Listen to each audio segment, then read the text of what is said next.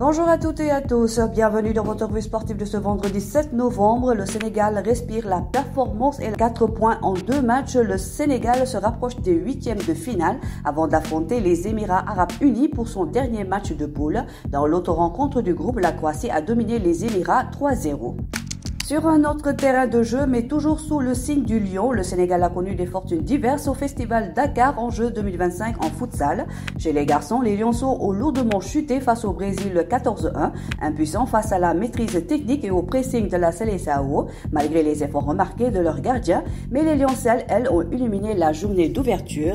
La sélection U17 féminine a corrigé la Guinée 6-2 pendant que l'équipe B s'imposait face à la Namibie, signant un début parfait pour les filles du Sénégal, symbole d'un football féminin en pleine ascension.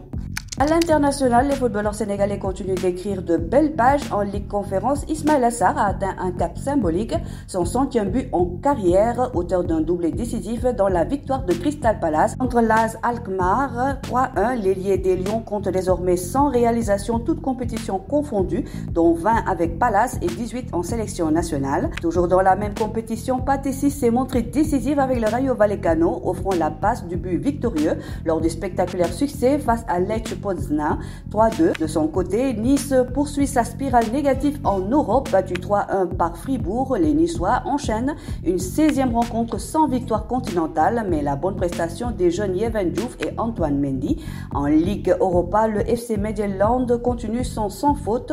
Un 4e succès consécutif 3-1 contre le Celtic Glasgow, consolidant sa place de leader et confirmant la belle performance du club danois. Sur les parquets, le basket sénégalais prépare aussi son prochain défi continental. L'AS Ville de Dakar poursuit sa préparation avant les éliminatoires de la Coupe d'Afrique des clubs champions prévus du 14 au 16 novembre à Praia. En visite au stade Marius Ndiaye, le maire de Dakar, Abass Fall, est venu encourager les joueuses et leur staff. Sous la direction du duo Moustapha Gueye Khadim Fam, la capitaine Amina Nong a affiché la confiance du groupe renforcée par des recrues comme Koumbanyan, Alimata Koulibaly, Mamrou Diafal, Julie Dacosta et l'américaine Jade Loville. L'équipe de la capitale veut frapper fort à Praia. Soutenu par la mairie de Dakar et la fédération, le club vise une qualification historique pour la FIBA Africa Women's Basketball League. Et voilà pour ce vendredi, on se donne rendez-vous la semaine prochaine pour d'autres actus sportives sénégalaises.